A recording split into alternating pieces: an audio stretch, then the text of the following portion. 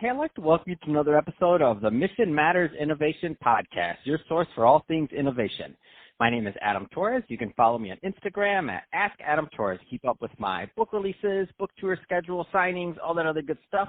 Always love to connect with you there. And as always, if you'd like to apply to become a co-author of one of my upcoming books, just head on over to the website, missionmatters.com, and click on Become an Author to apply. All right, so I have Louis Valentine on the line, and he's co-founder and CEO over at verifymydiamond.com. Louis, welcome to the show. Thank you, Adam. It's a pleasure to be here. Oh, man, so I'm excited to get into this. We're going to talk about blockchain technology today and how that's affecting Diamond Registry. But before we do that, let's get a little bit further into what you're doing over at verifymydiamond.com. Tell us a little bit more about the company, please.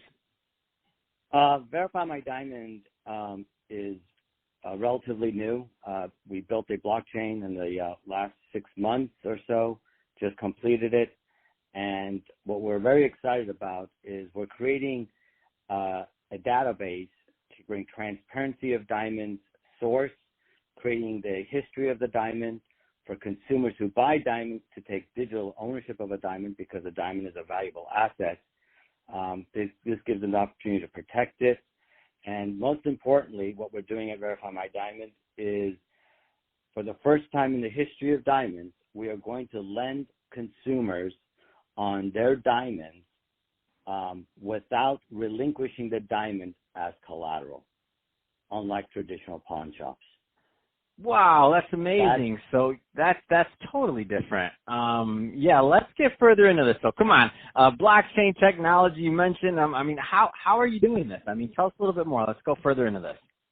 Well, if you think about some of the assets that we have today that are secured with titles and liens, houses, automobiles, these are valuable assets that people have.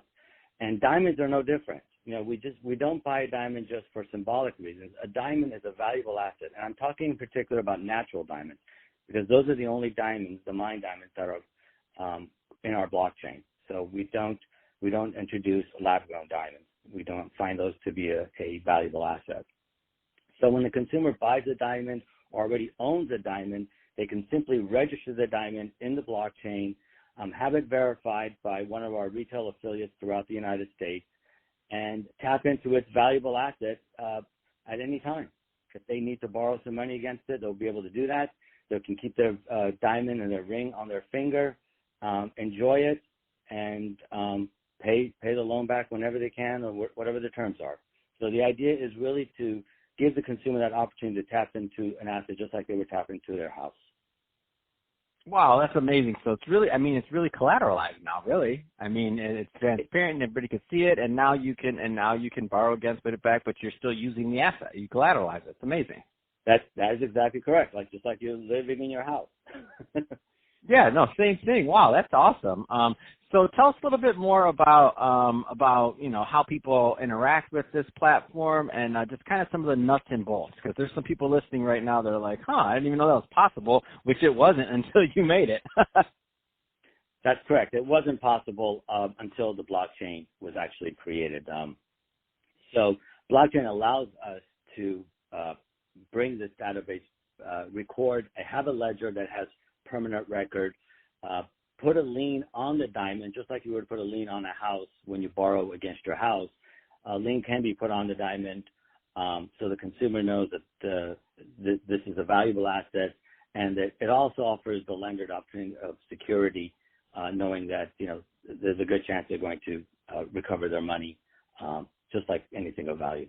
Mm-hmm. So what consumers can do simply is just go to local stores, the local jeweler, and say that I have this diamond, and the store owner will let them know what kind of diamond will qualify for a loan. The diamond does have to have certain criteria in order to apply.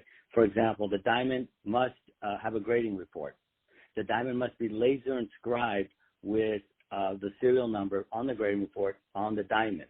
So in case it's ever lost or stolen, they can also flag it lost or stolen in the blockchain, so they can hopefully get it recovered. Mm-hmm. And that's pretty much the qualifications. just to know that the diamond is a natural diamond and it meets these criteria, then our algorithm will spit out a wholesale price, and we lend a percentage of the value of that wholesale price to the consumer. And so I know fairly new company. So what's next on the horizon for VerifyMyDiamond.com? Tell us a little bit more.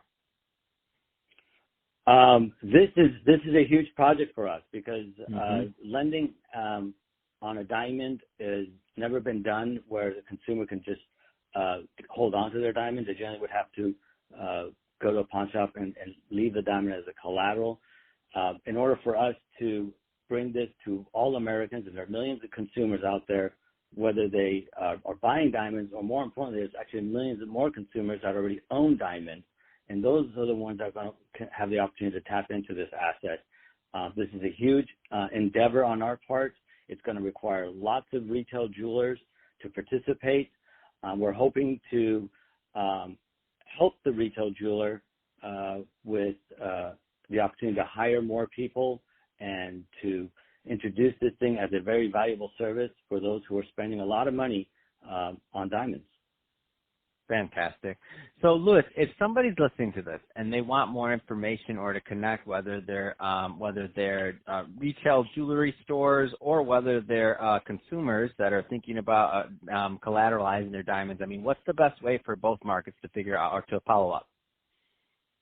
The best thing to do is to first is pre-register your diamond on Verify My Diamond network. It's a simple 2-minute process. You go on, you register. You put as much information as you know about your diamond. If you don't know anything about some of the criteria of the diamond, don't worry about it. Take it to your local jeweler. They will help you through the process, and they'll tell you exactly what needs to be done in order for your diamond to go into the blockchain and protect it. And there's a lot of other fine attributes that go into taking digital ownership of a diamond. You could transfer the ownership to an heir, for example. So if you want to pass it down the line, you can do that. It's all recorded history. You can sell it. You could pass it. You could transfer the ownership to another buyer of the diamond. That gives that new buyer that sense of security that this diamond has been verified by a professional jeweler, and it is listed in this blockchain. So there's a lot of other fine attributes to registering your diamond in this blockchain for your protection as a consumer, and certainly help the industry. Fantastic. Well, hey, Louis, it's been great having you on the show today. Awesome learning more about how you're bringing blockchain technology and innovating and using it for diamonds and collateralizing. I mean, amazing story. And to the audience, as always, thank you for tuning in. Hope you got a lot of value out of this. If you did, don't forget to subscribe to the podcast, leave me a review on the Apple iTunes Store.